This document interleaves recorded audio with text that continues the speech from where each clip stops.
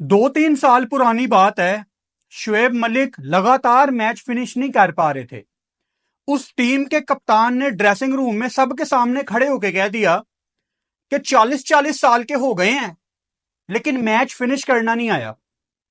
अब उस कप्तान ने नाम तो नहीं लिया, लेकिन ड्रेसिंग रूम में जो 25-30 लोग खड़े हुए थे वो समझ गए कि बात शुएब मलिक की हो रही है।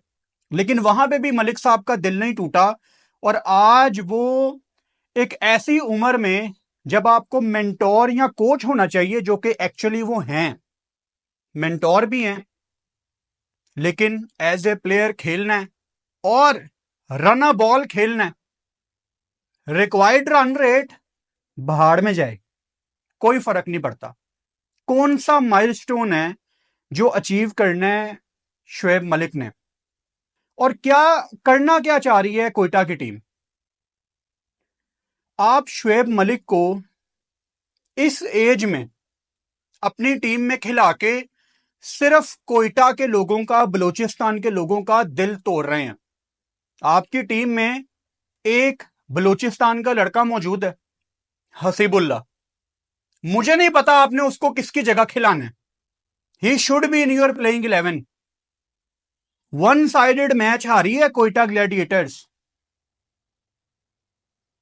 मैंने कल आपको बताया था लाइव सेशन में कि कोयटा ने एक सिफारिशी प्लेयर अपनी टीम में डाला है, प्लेयर डेवलपमेंट के नाम पे। लड़के का ताल्लुक कराची से है, लड़के का नाम उमर लोया है। लड़का T10 में भी सिफारिश की तौर पे खेलता रहा है। यह करना है कोयटा आपने, कोयटा के नाम पे टीम लेनी है और सिफारिशी लड़कों को डालना है। कल रात को कॉल आई मुझे कोयटा ग्लैडिएटर्स की मैनेजमेंट में से एक बंदे की, बॉस मुझे कॉल नहीं करनी, अपने काम ठीक करो, अपने काम ठीक करो ईमानदारी से, ये कोयटा के नाम के साथ ना खेलो। फुरकान भट्टी वो बंदा ही नहीं है जो आप लोगों की कॉलों से इंसाफ के लिए आवाज उठाना बंद कर दे। मेरे तो अपने जो थोड़े बहुत दोस्त पाकिस्तान टीम में खेल रहे हैं वो बड़े तंग है मेरे से कि यार तू तो हमें नहीं छोड़ता। मैं क्यों छोड़ूं यार, आप अपनी रिस्पेक्टिव फील्ड में काम कर रहे हो, हम अपनी रिस्पेक्टिव फील्ड में काम कर रहे हैं। मैंने तो कश्तियां जला दी हैं। मुझे किसी फ्रेंचाइज के बंदे से, किसी प्लेयर से कोई दोस्ती यारी नहीं रखनी। आप अच्छी क्रिकेट खेलोगे, आपको हम ऐसे सेलिब्रेट करेंगे कि जैसे आपसे बड़ा कोई प्लेयर ही नहीं है। लेकिन अगर आप डरपोकों वाली क्रिकेट खेलोगे, विद ऑल ड्यू रिस्पेक्ट, आप रिटायरमेंट की एज में आके अगर क्रिकेट खेलोगे, या आपकी टीम है भाई, आपके पैसे हैं, आप जिसको मर्जी खिलाएं, लेकिन अगर आपने सिफारिशी प्लेयर अपनी टीम में डालने हैं तो यहां आप कोयटा के साथ ज्यादती कर रहे हैं। चाहे वो टीम आपकी है, लेकिन कोयटा का नाम हमारे पाकिस्तान के साथ मुंसलिक है। लाहौर कलंदर से सीखना चाहिए सबको कि किस तरह अपने प्लेयर डेवलपमेंट करवानी है। वो लाहौर कलंदर खिला रहा है ना अपना डेवलपमेंट का लड़का नईम, कोई बात नहीं यार, अगर वो फेल भी हो रहा है लाहौर खिला सकती है। वो 15-20 प्लेयर्स को ट्राई करेंगे, एक हारिस रऊफ निकलेगा। और लाहौर कलंदर में देखता हूं फखर जमान का क्रेडिट ले रहा होता है, शाहीन अफरीदी का क्रेडिट ले रहा होता है, और भाई वो आपकी प्रोडक्ट नहीं है। शाहीन अफरीदी पानी अपना रास्ता खुद बना लेता है, वो प्रॉपर पाकिस्तान के सिस्टम की प्रोडक्ट है शाहीन अफरीदी। फखर जमान ठीक है, PSL में उसको आई बॉल्स ने देख लिया, लेकिन उसका नाम बाजरा था और उसने आना ही आना था पाकिस्तान टीम में। सो हारिस रऊफ आपकी प्रोडक्ट है। सो लाहौर कलंदर अगर अपने किसी यंगस्टर को किसी भी नंबर पे खिलाता है या किसी भी नंबर पे बॉल दे रहा है, नया बॉल पुराना बॉल, वो कर सकते हैं, क्योंकि उन्होंने पाकिस्तान को हारिस रऊफ दिया है, जिसकी T20 इंटरनेशनल में पाकिस्तान की तरफ से सबसे ज्यादा विकेटें हैं। ये छोटा रिकॉर्ड नहीं है। कोयटा ग्लैडिएटर्स का अगर आप स्क्वाड, सब कहते हैं यार कि बहुत बैलेंस स्क्वाड है। मैंने पहले भी ये बात कही थी कि कोयटा का स्क्वाड ठीक है, लेकिन अगर इन्होंने प्लेइंग 11 ठीक ना बनाई तो ये पकड़े जाएंगे। अब आप में से बड़े लोग ये सोच रहे होंगे यार कोयटा ने इतने स्पिनर क्यों खिला दिए, उस्मान तारिक भी है आपके पास, अबरार अहमद भी है, अकील हुसैन भी है, जिसपे अभी मैं आता हूं कि आपने उसको फहीम अशरफ से ऊपर क्यों भेज दिया। देखो, पहले पीएसएल होती थी थोड़ा सर्दी में, मतलब कोई फरवरी का टाइम होता था, इतनी गर्मी नहीं होती थी। अब हम अप्रैल में हैं और समर शुरू हो चुका है, मतलब दोपहर के टाइम ठीक है, इस्लामाबाद में एक दो दिन से मौसम अच्छा है, लेकिन हम 40s को टच कर रहे हैं और ये वाला जो कमिंग वीक है ये 42-43 वाला वीक है। तो जितनी गर्मी पड़ती है विकेट उतना ड्राई होता है, और जितना विकेट ड्राई होता है वहां पे स्पिनर्स के चांस बहुत ज्यादा होते हैं कि स्पिनर्स को यहां पे हेल्प मिलेगी, और विकेट में ज्यादा नहीं, थोड़ा सा कुछ था स्पिनर्स के लिए, थोड़ा सा बॉल फंस के आ रहा था। अगर हम शुरू से शुरू करते हैं, काफी इंटरेस्टिंग चीजें हैं इस मैच में डिस्कस करने के लिए। फहीम अशरफ ऑब्वियसली उस पर भी हम बात करेंगे। अकील हुसैन को क्यों ऊपर भेज दिया कोयटा ने, मुझे समझ नहीं आई। मैंने कहा शायद इसने कोई बहुत मारा हुआ है एज ए बैटर, लेकिन अपने ही ऑलराउंडर फहीम अशरफ जिसका कॉन्फिडेंस पहले इतना नीचे है कि मार पड़ रही है बॉल के साथ, आपने और उसका कॉन्फिडेंस आने से पहले दबा दिया। मतलब T20 में अकील का 108 का स्ट्राइक रेट है और 15 की एवरेज है। तो मतलब आप आने से पहले राना फहीम अशरफ को कह रहे हैं जी नहीं, तुमसे पहले हम अपने फॉरेन प्लेयर को भेजेंगे। वो डिसीजन समझ में नहीं आया। लाहौर कलंदर ऑब्वियसली बैटिंग करने मैदान में उतरे। फखर जमान शुरू में फंसे हुए थे, रन अ बॉल, उसके बाद थोड़े से हाथ पैर खोले। पता नहीं क्यों अभी तक पीएसएल में ना जितने भी हमारे प्लेयर्स हैं, इवन फॉरेन प्लेयर्स हैं, सारे ना थोड़ा सा, चौथा मैच था आज, फिर भी थोड़ा सोच रहे हैं कि पता नहीं पिच कैसा खेलेगा। तो पहली इनिंग्स में जैसे रिजवान ने कल अपना 100 किया, लेकिन शुरू में आके उसने भी टाइम लिया। फिर काफी लोग ये कह रहे थे कि जी जेम्स विंस ने देखो कितनी कम बॉल्स में 100 लिया। यार जेम्स विंस ने जो कम बॉल्स पे 100 अपना किया ना, वो हम उसका कंपैरिजन नहीं कर सकते रिजवान के साथ, बिकॉज रिजवान ये देख के उस टाइम मुल्तान बैटिंग कर रहा था कि पिच पे ग्रास है, तो उन्होंने आके थोड़ा सा टाइम लेना ही लेना था। उसके बाद रिजवान ने ठीक टाइम पे एक्सेलरेट किया, तो उनके 100 का कोई मुकाबला नहीं है। अच्छा, फखर जमान भी आज शुरू में यही देख रहे थे कि बॉल पता नहीं फंस के आ रहा, और फखर को रन भी चाहिए थे। अच्छी चीज ये है कि फखर जमान पहले मैच में कुछ नहीं कर पाए, लेकिन आज उन्होंने 67 किया। और फखर इस पीएसएल में कुछ करे या ना करे, उसकी डायरेक्ट एंट्री है पाकिस्तान टीम में और होनी चाहिए, इस पे किसी किस्म की कोई बहस नहीं है। If Fakhar Zaman and Saim Ayub are fit, they should play for Pakistan straight away, कोई दूसरा सवाल ही नहीं है। बड़ी परफॉर्मेंसेज हैं उनकी पास्ट में।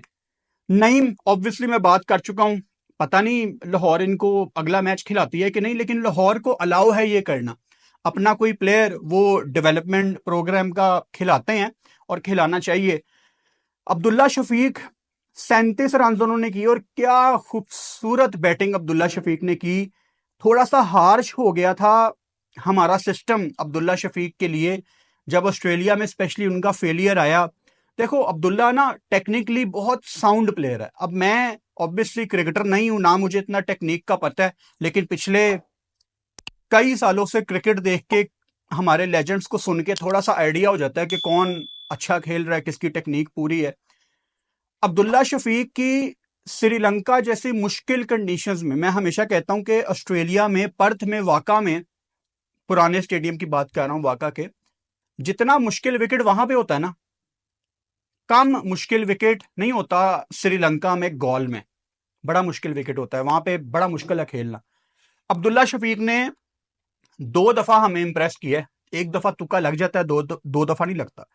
सो अब्दुल्ला टेक्निकली बहुत अच्छा प्लेयर है। पाकिस्तान को ना बस इसके साथ चलना है। अगर रन नहीं हो रहे अब्दुल्ला से, 15 में रखो। हम हमेशा ये बात कहते हैं, इवन चैंपियंस ट्रॉफी के टाइम भी मैंने ये बात की थी कि 15 से बाहर आप अब्दुल्ला को नहीं कर सकते। और आप देखो ना, आप पीछे जाके फिर इमामुल हक पे आ गए, जो कि फ़खर जमान की रिप्लेसमेंट थी, लेकिन वो रिप्लेसमेंट बनती ही नहीं थी। फ़खर तेज player, Imamul Haq proper 1930। Daryl Mitchell ने आज अपने हाथ पांव खोले, पिछले मैच में कुछ नहीं कर पाए थे, लेकिन हमने यही बात की थी कि ऐसा नहीं होगा कि डैरल मिचेल इस टूर्नामेंट में कुछ नहीं करेंगे। मंजे हुए बैठे ना, इन्होंने चलना ही चलना था। इंपॉर्टेंट रन इन्होंने ऐड किए। सिकंदर रजा ऑब्वियसली आज बल्ले के साथ कुछ नहीं कर पाए, लेकिन पिछले मैच में इन्होंने इंप्रेस किया था। नीचे से जो मेला लूटा वो सैम बिलिंग्स ने लूटा। मैं बताता हूं कि लाहौर कलंदर ने इनका नाम पागल रखा हुआ है, और 19 बॉलों पे उन्होंने 50 किया। आखिरी ओवर में जो फहीम अशरफ की कुटाई की, इवन आमिर को भी चार्ज किया। थोड़ी सी ना कैलकुलेशन की गलती हो गई साउद शकील से। मतलब पता नहीं, दुनिया में ना मैं हमेशा बताता हूं कि 99% कप्तान वो होते हैं जो आखिर वाले ओवर बचा के रखते हैं, लेकिन डिफेंसिव माइंडसेट है ये, और कुछ नहीं है। एक टाइम पे जब डैरल मिचेल और फखर जमान की पार्टनरशिप लग चुकी थी और वो चार्ज भी करना शुरू हो गए थे, एक आधा ओवर वहां पे आमिर को करवा देना चाहिए था। क्योंकि अगर देखा जाए तो आपकी टीम में इवन अबरार को शायद करवा देना चाहिए था, लगातार शायद दोनों करवा देने चाहिए थे। आपकी टीम में जो प्रॉपर विकेट टेकर है वो आमिर है। आमिर का रोल अगर आपने ये रखना है कि आखिर वाला ओवर आमिर ने करवाना है, तो फिर साउद आप गलती कर रहे हो। आमिर एक प्रॉपर विकेट टेकर है। मैं अक्सर देखता हूं T20 में अगर कोई 2 ओवर बहुत अच्छे कर रहा है तो अक्सर यंग कप्तान जैसे शुभमन गिल अपनी कप्तानी में गुजरात की तरफ से अक्सर मुझे ये करते नजर आते हैं। अगर नया बॉल कोई अच्छा कर रहा है वो तीसरा ओवर भी करवा देता है, और ऐसा करना चाहिए। और ये जहां तक मुझे याद पड़ता है, ये सबसे पहले शुरू किया था 2015 में वर्ल्ड कप में ब्रेंडन मैकेलम ने, 50 ओवर्स के वर्ल्ड कप में। अगर ऊपर से विकेटें मिल रही हैं ट्रेंट बोल्ट वगैरह को, तो वो अपना कोटा पूरा ही कर देते। देखी जाएगी आखिर में जो होगा। हमने मैच फिनिश करना है शुरू में ही, इसीलिए न्यूजीलैंड ने उस वर्ल्ड कप में बहुत डोमिनेट किया था। फाइनल में आके ऑब्वियसली हार गए वो। सो थोड़ी सी कैलकुलेशन की गलती की साउद शकील ने, और कैलकुलेशन गलती हो गई। मतलब आपका आमिर फहीम आखिर में वेंट वेरी एक्सपेंसिव। बांग्लादेश के रिशाद हुसैन सॉरी आपको आज खेलते नजर आए, एंड ही गॉट 3 विकेट्स। हम यही बात यहां पे डिस्कस कर रहे थे कि लाहौर कलंदर को जो दरमियान में मार पड़ती है वो नहीं पड़ेगी अगर आपके पास एक विकेट टेकर आएगा। वो सुबह किसी ने फेसबुक पेज पे हमारे लिखा हुआ था कि डेविड वीजा बाइड नहीं होना चाहिए, he can produce some magic. तो मैंने एक कमेंट में उसको रिप्लाई किया भाई को कि मैजिक चलता रहेगा, लेकिन फिलहाल दरमियान वाले ओवर्स में विकेटें चाहिए। और वही किया रिशाद हुसैन ने, आपको वो विकेट दिलवाई जो मैच आपका टोटल दूसरी साइड पे लेके जा सकता था बंदा। Rilee Rossouw, it was Rilee Rossouw versus Lahore Qalandar, बहुत बड़ी विकेट थी वो। और अगर रायली थोड़ी देर के लिए खड़ा हो जाता तो जिस तरह वो 230 के स्ट्राइक रेट से खेल रहा था, उसने मैच काफी हद तक साइड पे लेके जा सकता था वो। जैसे कल हमने देखा जेम्स विंस ने खुशदिल के साथ जो पार्टनरशिप लगाई। अगर मैं कोयटा की बैटिंग पे आऊं, साउथ शकील हम ज्यादा हार्श नहीं होंगे।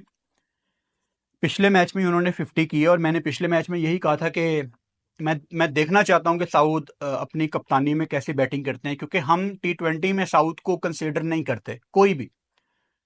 कंसीडरिंग जैसी पाकिस्तान टीम की परफॉर्मेंस है, जैसे हमारा बैटिंग ऑर्डर है, और जिस तरफ पाकिस्तान टीम अभी चलने की कोशिश कर रही है, उसमें आपको कोई भी राइट नहीं है, मुझे कोई भी राइट नहीं है हम किसी प्लेयर के बारे में ये कहें कि यार ये तो फारग है। मैं देखता हूँ सोशल मीडिया पे लोग प्लेयर्स के बारे में कहते हैं कि यार ये फारग है, ये किसी काबिल नहीं है, ये इंटरनेशनल मटेरियल नहीं है। आप ये नहीं कह सकते। आपको और मुझे नहीं पता कि बिहाइंड द सीन्स साउद ने कितनी मेहनत की हुई है, हमें नहीं पता। तो अगर हमें नहीं पता तो हम किसी के बारे में इतना हार्श कैसे हो सकते हैं। वो कप्तान है, उसके पास अपॉर्चुनिटी है। I wish him all the best. Finn Allen को आज हमारे शहीन शाह अफरीदी ने आउट किया, जो कि फिन एलन वैसे ही पाकिस्तान के अगेंस्ट बहुत मारता है, और पीछे पड़ा हुआ है वो शहीन शाह अफरीदी के पिछले को 1.5-2 साल से। तो शहीन को थोड़ा सा कॉन्फिडेंस आया होगा। हसन नवाज के बारे में सोशल मीडिया पे लोग लिख रहे हैं कि हसन नवाज की जगह ख्वाजा नाफे को खिलाना चाहिए। अमर्जिंग में है हसन नवाज, उसको इतना आसान नहीं होगा बैठ बिठाना, क्योंकि ये पाकिस्तान के लिए तो ये नहीं कुछ सोच रहे सारी टीमों वाले। मतलब अगर कोई ये कहे कि पाकिस्तान टीम में इस टाइम हसन नवाज है तो हमारा सिस्टम देखना चाह रहा है कि हसन नवाज T20 में कैसे खेल रहा है, ऐसा कुछ नहीं है बॉस। अगर ऐसा होता तो ये सारे उसी नंबर पे खेल रहे होते तमाम फ्रेंचाइजेज में। जो मैंने एक सजेशन दी थी PSL शुरू होने से पहले कि सलमान अली आगा को, जितने भी आपके सीनियर प्लेयर हैं, इनको सिलेक्टर्स, कोच, सबको मिलके कहना है कि यार T20 वर्ल्ड कप से पहले हमने टीम बनानी है, ये सबके रोल्स हैं, इन लड़कों को इनके नंबर पे बॉलिंग दो, इनके नंबर पे बैटिंग कराओ। ऐसा कुछ नहीं हो रहा। सो इनकी मजबूरी है हसन नवाज को खिलाना। जब मेंडस की और रूसो की पार्टनरशिप लगी हुई थी, रायली रूसो की, तो लग रहा था कि कुछ हो सकता है, लेकिन हारिस राउफ का बॉल बहुत अच्छा पड़ गया कुशाल मेंडस को। और शुएब मलिक, कोई परवाह ही नहीं है शुएब मलिक को यार। Run ball. मैं जिस सीजन में कराची किंग्स के साथ था ना, एक तो मुझे हमेशा भूल जाता है 2022 था कि 23 था, आई डोंट नो। उस मैच में तकरीबन हर दूसरा मैच ऐसा होता था जिसमें शुएब मलिक वो मैच में कुछ कर सकता था, लेकिन उसने एक भी मैच पाकिस्तान को नहीं जितवाया। मतलब मैं शुएब मलिक की अगर आखिरी 2 PSL की परफॉर्मेंसेस देखूं कि यार पता नहीं क्या कर दिया उसने, तो कुछ भी नहीं किया होगा। चेक करने से पहले आपको बता रहा हूँ, बेस्ट क्रिकेट वो अपनी खेल चुका है 3-4 साल पहले। अच्छा, इससे पिछला सीजन जो था कराची की तरफ से ही, उसमें शुएब मलिक का 115 का स्ट्राइक रेट था और उससे पहले 127 का स्ट्राइक रेट था। मतलब नथिंग स्पेशल। और जिस नंबर पे वो खेल रहे हैं, एक तो है ना कि आप अपने करियर के उस स्टेज पे आ गए हैं कि जब आपने अपनी पीक की क्रिकेट खेल ली है, अब आपका एक नया रूप दिखता है। इसकी प्राइम एग्जांपल मोहम्मद हफीज है। हफीज ने अपने एंडिंग डेज में अपनी क्रिकेट की डायरेक्शन ही चेंज कर ली थी। और मुझे इतना मजा आता था हफीज को देख के 2019 के वर्ल्ड कप में, स्पेशली इंग्लैंड के अगेंस्ट प्रॉब्लम उनकी बड़ी अच्छी नॉक थी। जैसे ही पाकिस्तान वो मैच जीता इंग्लैंड के अगेंस्ट, बहुत बड़ा मैच पाकिस्तान जीता था, क्योंकि उसी मैदान में पाकिस्तान वेस्ट इंडीज से वन साइडेड हार गया था 1 डेढ़ घंटे में। पाकिस्तान वेस्ट इंडीज का मैच था, पाकिस्तान की पहले बैटिंग आई ना 2019 के वर्ल्ड कप में। तो मैं तब कोका कोला के लिए काम कर रहा था वसीम भाई के साथ, वसीम अकरम के साथ, द ग्रेट वसीम अकरम के साथ। तो मैं अपनी ना ब्लूटूथ कहीं पे घुमा बैठा और हमें शूट के लिए ब्लूटूथ चाहिए थी। पाकिस्तान की बैटिंग आई, 50 ओवर का मैच। मैंने कहा मैं मार्केट, नोटिंगम में मैच था, ट्रेंट ब्रिज में। मैंने कहा मैं मार्केट जाके कहीं से ब्लूटूथ ले आता हूँ। तो मैं ब्लूटूथ लेने गया हूँ, अभी मैं ब्लूटूथ पसंद ही कर रहा था, पाकिस्तान के 7 आउट हो गए। मैं कहा ये कैसे हो सकता है? मैं कहा ये कोई फेक स्क्रीनशॉट तो नहीं है, लेकिन इट वॉज रियल। मेरे जाते जाते पाकिस्तान के 7 आउट हो गए थे और वापस आते हुए वेस्ट इंडीज की बैटिंग शुरू होने वाली थी। और उसके बाद पाकिस्तान ने जिस तरह इंग्लैंड को हराया, ट्रेंट ब्रिज के बिल्कुल सामने वॉकिंग डिस्टेंस पे एक देसी रेस्टोरेंट था, वहाँ मैं खाना खा रहा था और पाकिस्तान टीम के 8-9 प्लेयर्स मैच के बाद वहाँ पे खाना खाने आए। तो बड़ी अच्छी मेमोरीज हैं उस टूर में। सो टॉपिक पे वापस आते हैं। या तो आप मोहम्मद हफीज़ की तरह अपने एंडिंग डेज में अपनी क्रिकेट ऐसी दिखाएं कि दुनिया कहे वाओ। अगर आपने आज भी वही खेलना है कि डीप लेके जाना है, तो I am sorry Shoaib Malik, अब लोगों को लगेगा कि मैं कोई एजेंडा चला रहा हूं शुएब मलिक के अगेंस्ट। जिस मर्जी प्लेयर को यहां पे क्रिटिसाइज कर लो, उसके फैंस उठ जाते हैं, जाग जाते हैं एकदम कि तुम इसके अगेंस्ट एजेंडा चला रहे हो। यार आप क्या मुझे बताएं, आप क्या इस टाइम कोई ओलंपियन चैंपियन है? आप क्या पिछले 3 वर्ल्ड कप जीते हैं ODI के और 5 T20 के? ये आखिरी 2 WTC क्या आप जीते हैं? हकीकत ये है मेरे प्यारे भाइयों कि आप अमेरिका से हारते हो, आप अफगानिस्तान से हारते हो, आप जिम्बाब्वे से हारते हो। तो आपकी परफॉर्मेंस एज ए सिस्टम आपने इतना गंदा कोलैप्स किया हुआ है कि आपकी तारीफ करने के लिए कुछ है नहीं है, तो आपको क्रिटिसाइज किया जाएगा। तुम जीतो या हारो, हमें तुमसे प्यार है, ये 2010 में जियो न्यूज पे सुनते हुए अच्छा लगता था। जियो तो ऐसे, अब नहीं, ठीक है, वो जमाने गए। सो लाहौर कलंदर ऑब्वियसली इतनी वन साइडेड विक्ट्री 79 रन से they will be over the moon. और अब देखो ना कितना टाकरे का मुकाबला है लाहौर का अगला परसों कराची में, लाहौर वर्सेस कराची। लाहौर की टीम कल कराची चली जाएगी और कराची कितना अच्छा मैच जीती है मुल्तान से। तो लाहौर वर्सेस कराची एक बहुत इंपॉर्टेंट मैच है और राइवलरी है एक बहुत बड़ी लाहौर वर्सेस कराची की। जितना बड़ा मैच डोमिनेट करके लाहौर जीता है और जितना फिट मैच, हारा हुआ मैच जो जीत नहीं सकता था कराची, कराची ने वो मैच जीता। तो अगर कराची इतना जबरदस्त मैच जीता है तो मैं कहता हूं ये मजे का मुकाबला होना चाहिए। कॉन्फिडेंस डेफिनेटली मिला होगा लाहौर की मैनेजमेंट को। क्या चेंज करना चाहिए लाहौर को बड़े मैच के लिए अगेंस्ट कराची, आप मुझे कमेंट बॉक्स में बता सकते हैं। वीडियो पसंद आए चैनल को सब्सक्राइब कर सकते हो और बेल आइकन लाजमी दबाओ ताकि आने वाली वीडियोस का नोटिफिकेशन आपको मिल सके।